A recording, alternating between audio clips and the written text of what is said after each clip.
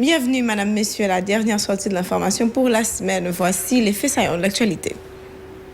Tenue vendredi la 3e journée de l'économie autour du thème sécurité alimentaire et nutritionnelle en Haïti, sous les auspices de la primature de la vallée de l'Artibonite, le chef de l'État qui a pris part à cette activité a promis de faciliter les opérations agricoles au niveau de la vallée.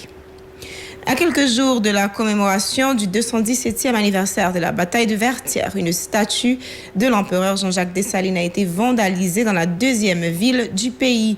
L'auteur de cet acte souffrirait de déficience mentale, avons-nous appris. La bonne gouvernance était au menu d'une conférence débat organisée à l'initiative des élèves du petit séminaire Collège Saint-Martial.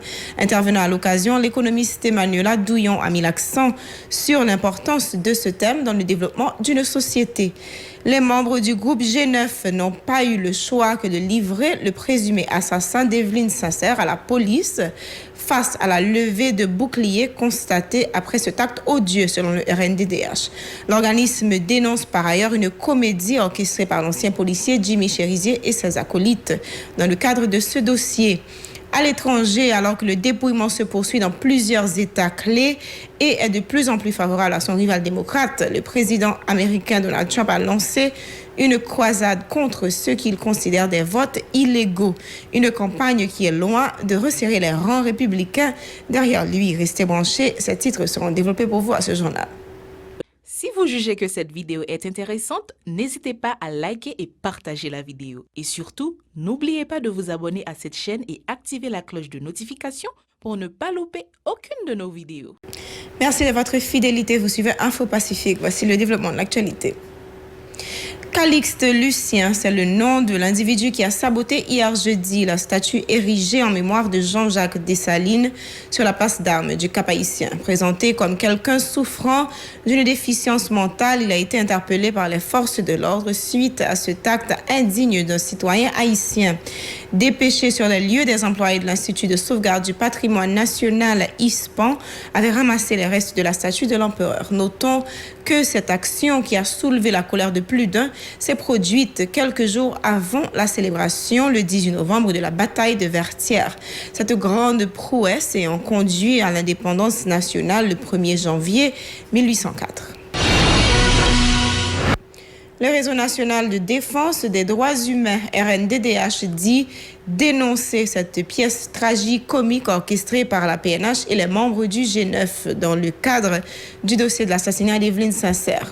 Auberde Joseph alias Kiki, le présumé assassin, serait membre du groupe Craché d'Ifé, un gang allié au G9. Marie-Rosie Auguste du Sénat, responsable du programme au sein du RNDDH, a fait savoir que l'action de remettre le présumé meurtrier à la police est une façon de faire oublier les vrais auteurs de ce crime et les autres actes malhonnêtes commis par les membres du G9.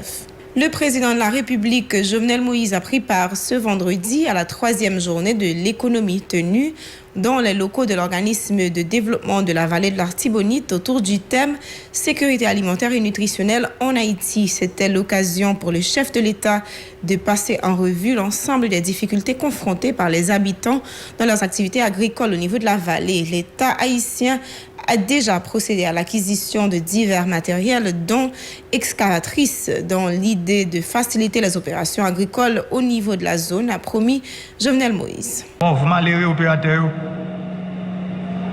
bien qui pas même employé l'État. Les mêmes regarder son opérateur touché. Et me dis, mes premier ministre, vous voyez un petit yeux regarder ça pour moi, Jean-Paul. Combien d'opérateurs travaux publics, combien d'opérateurs ministère de l'Agriculture touché, chauffeur trailer, chauffeur camion, moun sa yo sont pitentieux pas occuper tête yo, aller ouais yo ta occuper famille yo. Non même affaire. Valéa, nous acheter gros équipement excavatrice amphibie moderne. Malé me dit pays a un problème crédit et agriculteur pas un statut. Et bien content dans circulaire moi que le premier ministre là yo travaille sérieusement à travers coopérative tout sous statut agriculteur. Et nous prenons décision pour nous démonter en banque développement agricole. Nous commençons à installer le système solaire, disons environ 20 systèmes installés déjà, nous avons plus passé 150 systèmes d'irrigation que nous avons projet avant mandat peuple là nous fini pour nous capables d'installer dans le pays. Nous sommes bien loin avec un programme avec le pays Taïwan. L'inclusion de l'Internet au profit des personnes handicapées entre nécessité et opportunité est le thème d'une conférence débat organisée vendredi par le Centre de l'innovation technologique à l'entrepreneuriat et l'Institut haïtien de la langue des signes à Port-au-Prince. Selon le coordonnateur de l'IHLS, Fenel Bellegarde, cette activité permettra de sensibiliser la population sur l'indispensabilité de l'Internet, notamment au profit des personnes souffrant de déficiences physiques. Il était au micro de Wesley Bernard Jean-Baptiste et de Moïse Wilkins. Suivant. Le résultat concret, c'est l'espace de discussion. Donc, c'est l'espace de dialogue là, côté que vous allez essayer d'énumérer les difficultés que vous avez. Ensuite, il y a un projet qui a venu via la même organisation ça, qui a commencé dans une quinzaine de jours, c'est un programme d'alphabétisation. Le programme ça, c'est que on a pas des formations intensives avec une mobilité réduite qui va faciliter l'inclusion sociale, économique et numérique. Donc, si nous avons une mobilité réduite qui est capable d'utiliser des applications mobiles, qui est capable d'utiliser des outils technologiques pour permettre que les environnements sont capables d'acheter, vendre, sont capables de communiquer, etc.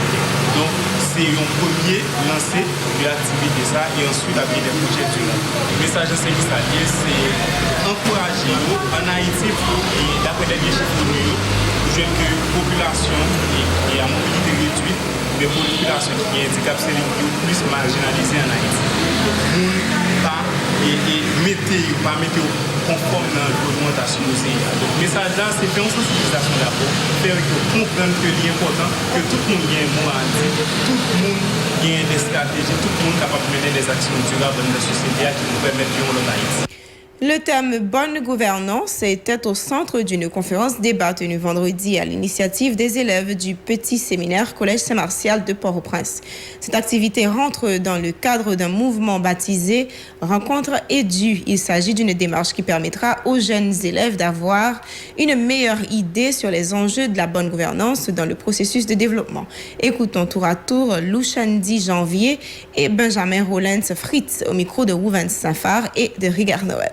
Donc, Rencontre Édition initiative des jeunes écoliers et universitaires ayant pour but de compléter la formation estudiantine du pays. Nous estimons que le pays n'a pas vraiment un jeune là-dedans qui est capable. Donc, Jean dit tout jeunes yo quitté le pays et aller Chili. Donc, nous-mêmes nous là, nous voulons la restructuration du domaine économique du pays et de l'éducatif. Parce que nous-mêmes, nous centrons sur ça. Objectif Rencontre Éduant, c'est promouvoir l'éducation. Les jeunes rencontrés avec des intervenants de taille, côté jeunes capables de recevoir et des formations à partir de curriculum vitae et intervenants. Nous-mêmes, dans Rencontre Éduant, nous voulons promouvoir les jeunes haïtiens vers l'autre économie. Parce que nous avons regardé, l'économie mondiale a évolué, la Chine, Taïwan et États-Unis, tout ça, l'économie mondiale a évolué vers un autre marché, surtout marché Internet, ça nous les e-commerce là, nous-mêmes dans côté du c'est ça nous promouvoir. Nous voulons jeunes haïtiens a évoluer avec le monde là, a évoluer avec le temps. Donc nous pas qu'à quitter le monde là, quitter nous-mêmes en Haïti, même là, on a parlé de pays développés, pays sous-développés, pays qui pas développés du tout, que nous classés nous-mêmes en Haïti. Nous-mêmes, dans côté du, nous voulons jeunes Haïtiens prendre part d'évolution ça, évolution économique ça qu'a fait dans le monde là. Donc c'est pour ça nous venons avec panel économique ça à Saint-Martial Jodia qui c'est un premier panel économique nous fait qui pas virtuel qui fait dans la réalité même dans côté du et nous comptons faire un pilote encore avec un bon gros tête dans économie en Haïti des grands économistes haïtiens que nous allons présenter par jeunes haïtiens. Toujours dans le cadre de cette conférence débat, l'économiste Emmanuela Douillon, qui était l'un des intervenants, a expliqué que le thème bonne gouvernance implique un grand sens de responsabilité de la part des gouvernants ainsi que les membres de la population. La bonne gouvernance se diffère totalement des pratiques de corruption, a-t-elle renchéri. Suivant Emmanuela Douillon dans ses propos. Il faut une certaine vision. En ce moment, la gouvernance du pays, ça va faire quoi? On parle de quel Haïti? C'est quoi l'objectif qui est poursuivi? Ça s'applique à beaucoup de champs en économie, que ce soit les finances publiques, que ce soit ce qui a trait aux collectivités territoriales, l'administration publique, la politique économique du pays, la politique monétaire du pays, autant de choses. Si on veut avoir une bonne gouvernance, ça va dépendre de l'interaction qu'il y a entre tout ce qu'on vient de voir, les structures les traditions aussi. Parce que ce qui est une bonne gouvernance, c'est là que je rejoins ceux qui sont un petit peu ennuyés avec l'expression et tout le débat autour de la bonne gouvernance. C'est que ce qui est une bonne gouvernance ici peut ne pas être forcément une très bonne gouvernance ailleurs en fonction des traditions. Mais on est d'accord que tradition ou pas, il y a certaines pratiques qui restent inacceptables, et comme la corruption. Le Centre haïtien d'excellence et de leadership a procédé vendredi au lancement de la 3e édition de la conférence Combit Jeunes, une démarche visant à promouvoir le développement socio-professionnel des jeunes. Toute une série de conférences est programmée dans le cadre de cette activité. Écoutons les propos de Maryse Pénette-Kédar, qui est la coordonnatrice du centre. Je pense que l'avenir a préservé nous toute une série de bagages très positifs pour les jeunes en Haïti. Donc, je félicite nous. Je pense que les journalistes vont porter parole là-dessus parce que je pense que c'est ensemble que nous faisons. Et sans fondation haïtienne qui est gérée par des Haïtiens, je crois que quand pile de monde dans le pays, je crois que quand pile leader dans le pays, ça. Seulement, il y a besoin d'accompagnement, il y a besoin de connaître que c'est leader pour que ils prennent bagaille en main. Restez branchés, l'actualité internationale, c'est tout de suite. À l'heure de l'actualité internationale, dossier élection aux États-Unis. Si vous comptez les votes légaux, je gagne facilement, a affirmé Donald Trump le jeudi 5 novembre lors d'une prise de parole télévisée depuis la Maison-Blanche. Si vous comptez les votes illégaux, ils peuvent essayer de nous voler l'élection.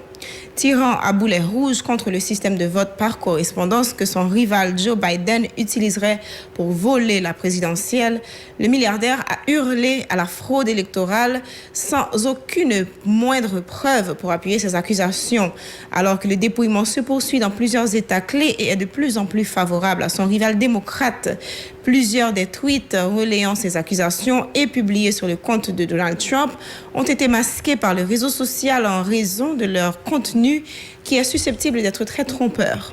De leur côté, plusieurs chaînes de télévision américaines comme ABC ont choisi d'interrompre la diffusion en direct de la première prise de parole de Donald Trump depuis la nuit de l'élection présidentielle, accusant le milliardaire républicain de verser dangereusement, vu la tension dans le pays, dans la désinformation. Cette campagne de Donald Trump contre les votes illégaux a semé le trouble dans les rangs du grand Old Party, GOP, parti républicain, laissant apparaître un président quelque peu isolé dans son propre camp. Où sont les républicains? Soyez courageux, battez-vous contre cette fraude, a tweeté son fils Eric Trump. Notre fils Donald Trump Jr. a de son côté utilisé le même réseau social pour critiquer le lâchage de son père, alors que le vice-président Mike Pence n'a toujours pas pris la parole pour défendre son colistier.